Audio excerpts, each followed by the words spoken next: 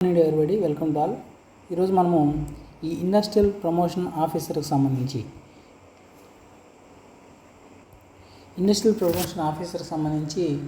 అంతకుముందు వీడియోస్లో మనం ఆల్రెడీ మన యూట్యూబ్ ఛానల్లో చాలా వీడియోస్ దీనికి సంబంధించి పోస్ట్ చేస్తున్నాము. ఒకసారి గమనించండి. అసలు ఏంటి ఇండస్ట్రియల్ ప్రమోషన్ ఆఫీసర్ యొక్క జాబ్ చార్ట్ ఏ విధంగా ఉంటుంది, ఇండస్ట్రియల్ ప్రమోషన్ ఆఫీసర్గా మీరు ఎటువంటి విధులు నిర్వర్తించాల్సి ఉంటుంది, గ్రూప్ 2 ఇలాంటి జాబ్స్కి, లేకపోతే డిఎస్సి ఇలాంటి జాబ్స్కి, ఈ ఇండస్ట్రియల్ ప్రమోషన్ ఆఫీసర్ జాబ్కి మధ్య జాబ్ వేరియేషన్ ఏంటనేది ఈ జాబ్ చార్ట్ గురించి మనం వివరించడం జరిగింది. అదేవిధంగా కొన్ని మిగతా వీడియోస్లో ఈ ఇండస్ట్రియల్ ప్రమోషన్ ఆఫీసర్గా మీరు ఒకవేళ జాబ్ సాధించినట్లయితే ప్రమోషన్ ఛానల్ ఎలా ఉంటుంది, మీరు రిటైర్ అయిపోయేలోపు ఏ స్థాయికి మీరు వెళ్ళొచ్చు అనే ఈ ప్రమోషన్ ఛానల్ గురించి కూడా వివరించడం జరిగింది. అలాగే తదనంతరం మిగతా వీడియోస్లో ఈ ఇండస్ట్రియల్ ప్రమోషన్ ఆఫీసర్కి మీరు ప్రిపరేషన్ అవ్వడానికి మీకు ఒక దిక్సూచిలాగా, ఒక దారిదీపంలాగా ఉండడానికి ఇండస్ట్రియల్ ప్రమోషన్ ఆఫీసర్ యొక్క ప్రీవియస్ ఇయర్ క్వశ్చన్ పేపర్స్ని కూడా వివరించడం జరిగిందనమాట. అయితే ఈ అవేర్నెస్ ఇండస్ట్రియల్ ప్రమోషన్ ఆఫీసర్ అనేది యాక్చువల్గా 2011లో అప్పుడు ఉమ్మడి ఆంధ్రప్రదేశ్ ఉన్నప్పుడు 2011లో ఒకసారి రిక్రూట్మెంట్ తీశాడు. అప్పుడు 116 పోస్టులు తీశాడు. అదేవిధంగా ఆ 116 పోస్టులలో 2014లో ఆంధ్ర తెలంగాణ విభజన చెందిన తర్వాత చాలా పోస్టులు తెలంగాణ ప్రాంతంకి వెళ్ళిపోవడం జరిగింది. దాన్ని దృష్టిలో పెట్టుకొని ఆ తర్వాత షార్టేజ్ వచ్చింది ఇండస్ట్రియల్ ప్రమోషన్ ఆఫీసర్కి సంబంధించింది. ఆ తర్వాత 2019లో ఐపీఓ రిక్రూట్మెంట్ జరిగింది, కానీ కాకపోతే లిమిటెడ్ పోస్టులు, ఒక 8 పోస్టులు మాత్రమే రిక్రూట్మెంట్ చేయడం జరిగిందనమాట. దాని తర్వాత ఇప్పుడు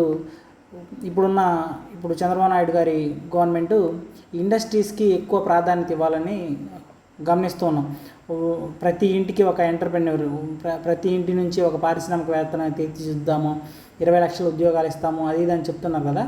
ఇట్లా ఈ 20 లక్షల ఉద్యోగాలు సాధించాలన్నా, ప్రతి ఇంటి నుండి ఒక వ్యాపారవేత్తను, ఒక ఇండస్ట్రియలిస్ట్ని, ఎంటర్‌ప్రెన్యూర్ని తయారు చేయాలన్నా కానీ రాష్ట్రంలో దాన్ని బేస్గా చేసుకొని ఇటీవల కాలంలో ఇండస్ట్రియల్ మీట్స్, ఇండస్ట్రియల్ సమ్మిట్స్, అలానే వివిధ రకాల కంపెనీస్ తోటి ఎంఓయూస్ ఇవన్నీ జరుగుతున్నాయి.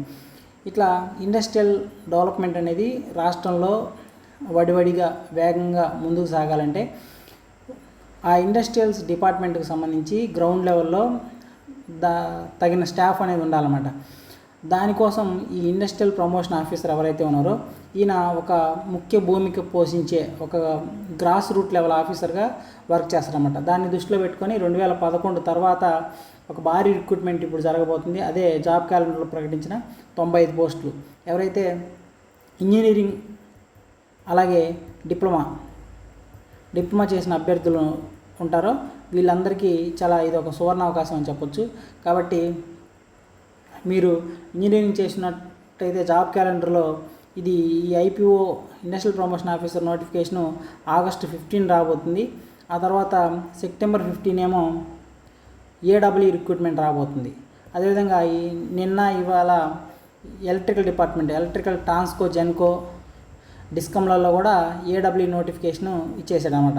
చాలామంది ట్రాన్స్కో, జెన్కో ఏఈకి, అలానే AW assistant executive engineer in APSC, ఈ ఏపీఎస్సి కండక్ట్ చేసే ఏడబ్ల్యూకి, అలానే డిస్కమ్ ట్రాన్స్కోలు కండక్ట్ చేసే ఏడబ్ల్యూ ఎగ్జామ్స్కి చాలామంది ప్రిపేర్ అవుతారు. వీటికి అందరూ ఇంజనీరింగ్ చేసిన అభ్యర్థులే ప్రిపేర్ అవుతారు. అయితే ఎవరైతే కోర్ మీద మంచి టచ్ ఉండి ఇటీవల కాలంలో గేట్ కోచింగ్ అట్లాంటివి తీసుకొని ఉన్న వాళ్ళకి అవి ఫెచ్చింగ్గా ఉంటాయి.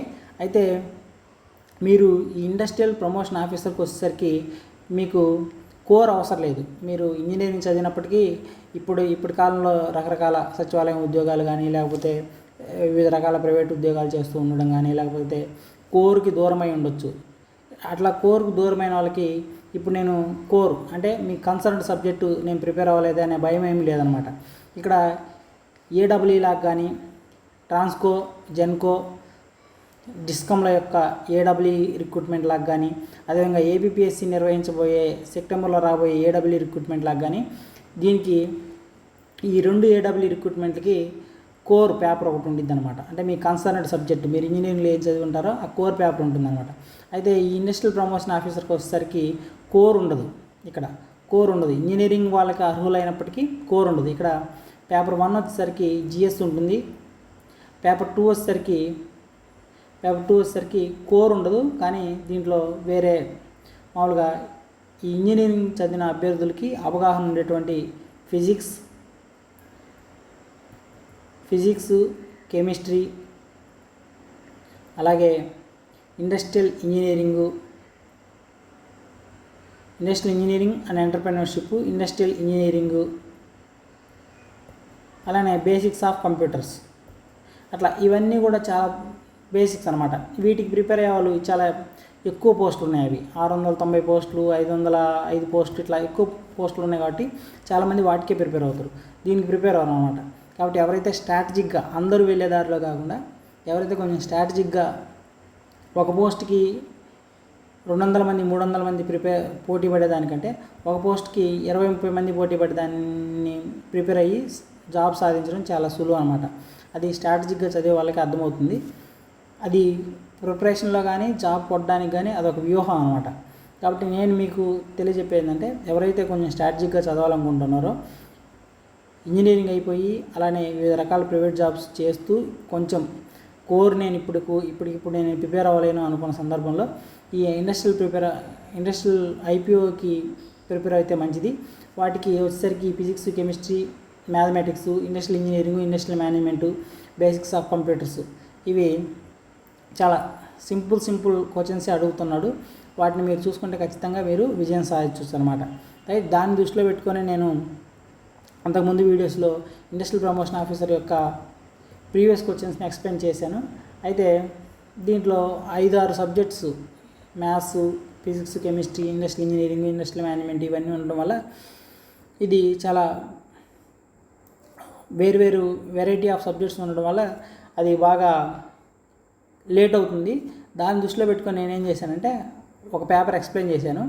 ఇవి ఆయా సబ్జెక్టు ఆయా చాప్టర్లు చెప్పినప్పుడు చెప్తే బాగుంటుంది అనే ఉద్దేశంతో నేను ఆపాను. అదేవిధంగా ఈ మధ్యకాలంలో నేను ఐపీఓకి సంబంధించి చూసినప్పుడు కొందరు డైరెక్ట్ క్లాసులు చెప్పేస్తున్నారు. అది నేను కూడా ఇప్పుడు మీకు చెప్పినప్పుడు డైరెక్ట్ క్లాసు చెప్తే ఎలా ఉండిద్దంటే మన గుడ్డెద్దు పోయి చేయలో పడ్డట్టు అట్లా ఉండిద్ది అనమాట. అట్లా కాదు, ఏదైనా ఒక వ్యూహాత్మకంగా ఒక రైట్ వే ఆఫ్ ప్రిపరేషన్ ఎలా ఉండిద్దంటే, జాబ్ కొట్టే విధానం ఎలా ఉండిద్దంటే, ఫస్ట్ అసలు నోటిఫికేషన్ చూసుకోవాలి. నోటిఫికేషన్ సిలబస్ ఏందని చూసుకోవాలి. సిలబస్ చూసుకున్న తర్వాత అది మీరు క్రాక్ చేయగలమనే దానికి మీరు భరోసా రావడానికి దాన్ని బేరీజ్ వేసుకోవాలి. ఆ తర్వాత సిలబస్ని చూసుకున్న తర్వాత ప్రీవియస్ క్వశ్చన్ పేపర్ని చూసుకోవాలి. ప్రీవియస్ క్వశ్చన్ పేపర్ చూసుకున్నప్పుడు మీరు ఆ ప్రీవియస్ క్వశ్చన్ పేపర్లో ఏ సబ్జెక్ట్ నుంచి క్వశ్చన్స్ ఎంత డెప్త్లో అడుగుతున్నాడు, వాటిని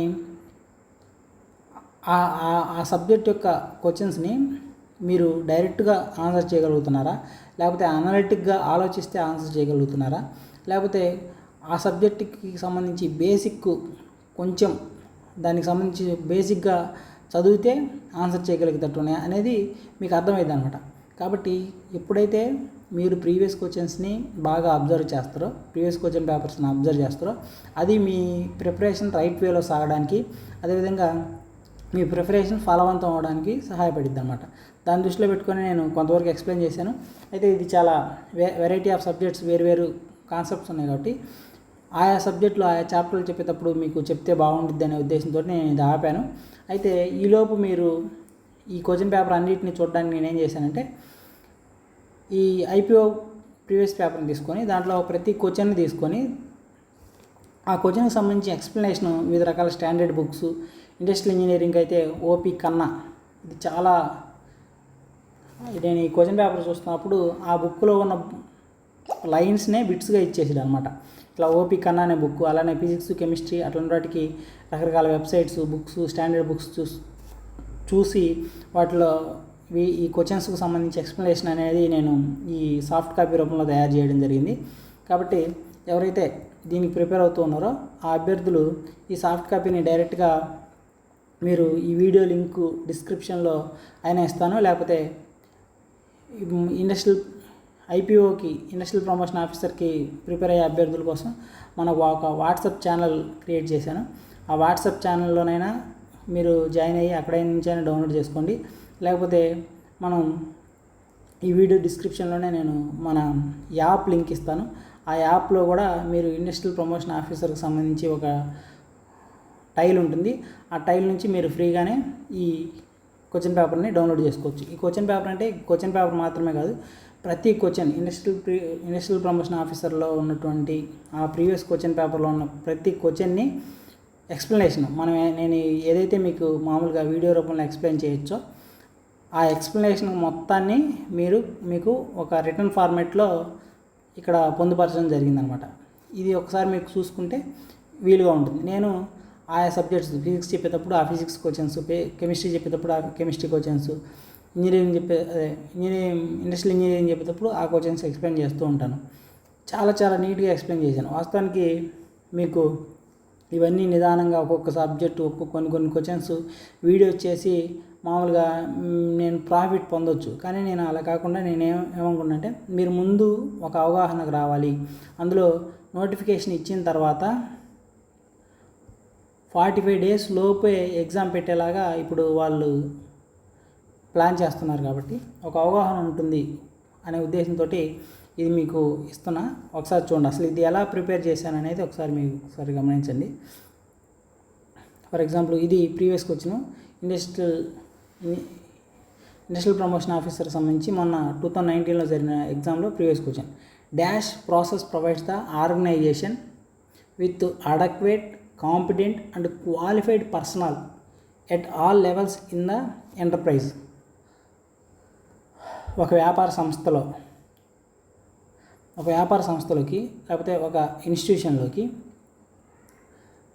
అడక్వేట్, సరిపోయినటువంటి సామర్థ్యం ఉన్నటువంటి క్వాలిఫైడ్, అర్హత కలిగిన పర్సన్ని at all levels in the enterprise ఆ ఇండస్ట్రీస్లోకి తీసుకునే విధానాన్ని అంటారన్నమాట. ఒక ఇండస్ట్రీ సక్సెస్ఫుల్గా రన్ అవ్వడానికి దానికి సరైనటువంటి ఆ ఇండస్ట్రీ, ఫర్ ఎగ్జాంపుల్ అది కెమికల్ ఇండస్ట్రీస్ అనుకో, బి ఫార్మసీ చేసిన వాళ్ళని లేకపోతే ఎం ఫార్మసీ చేసిన వాళ్ళని తీసుకోవాలి.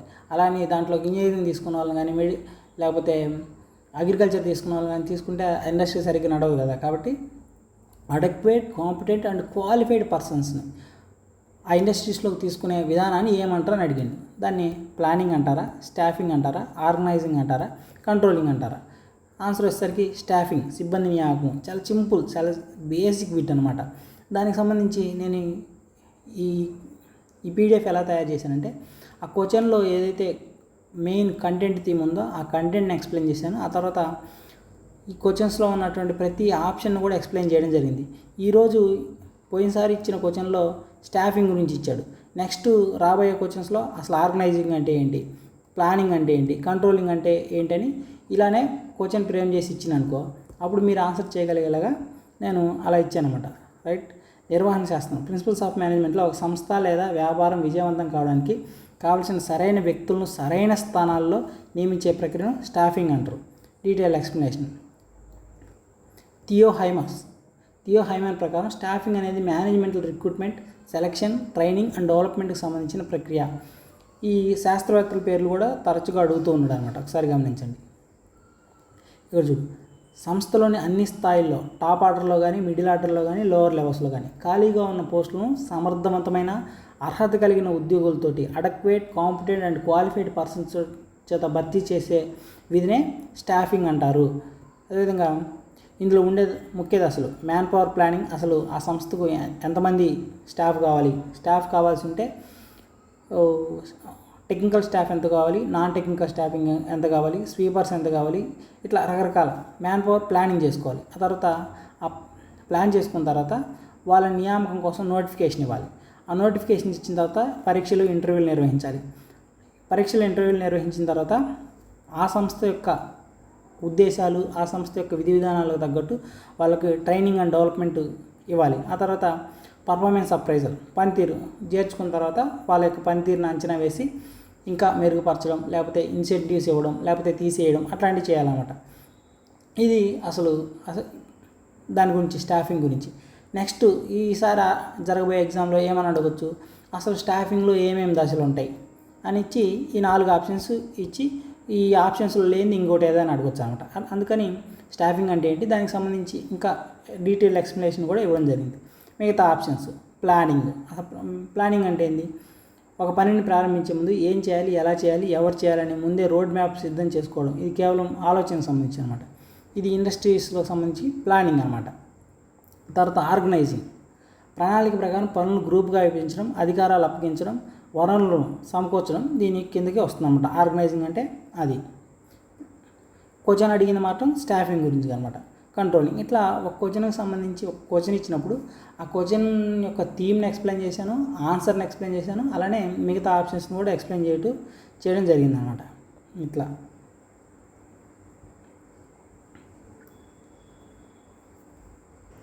Right. Dash may be defined as any condition produced by industries that may be cause injury or death to the personal or loss of product or property.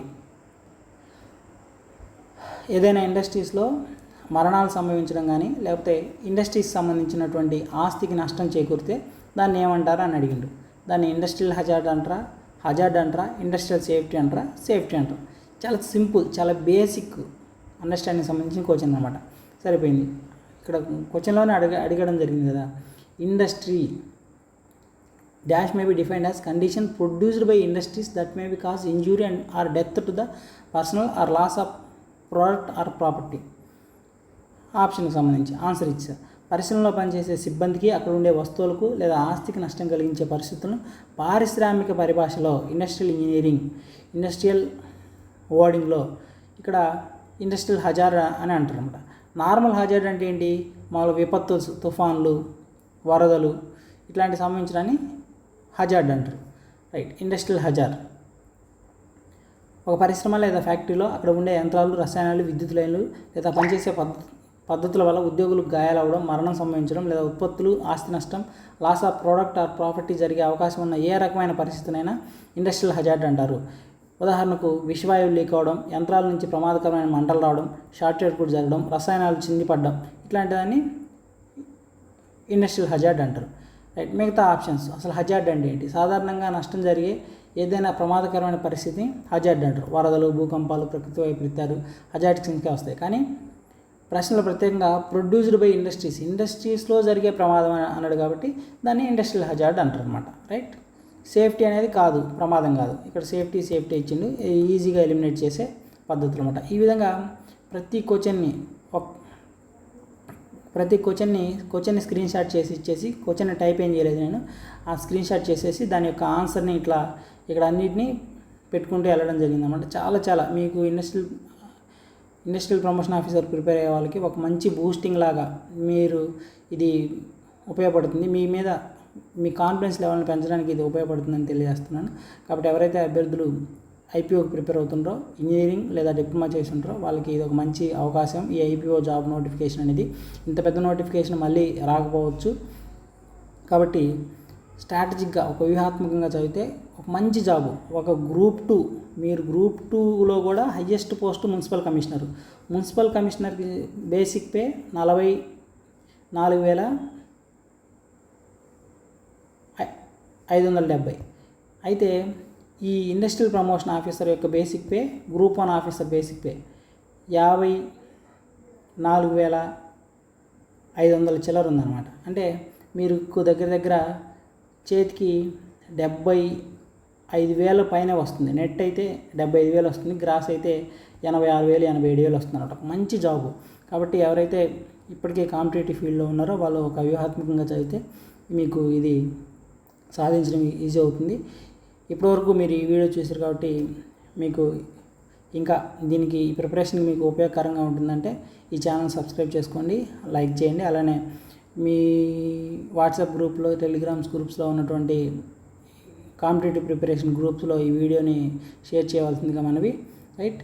మీకు ఇతర వివరాల కోసం వాట్సాప్ గ్రూప్లో జాయిన్ అవ్వండి. అలానే యాప్ డౌన్లోడ్ చేసుకొని ఈ పీడిఎఫ్ను కూడా మీరు డౌన్లోడ్ చేసుకోవచ్చు ఫ్రీగానే. తీసుకొని మీ అవగాహన పెంచుకోవాల్సిందిగా మనవి. Thank you very much.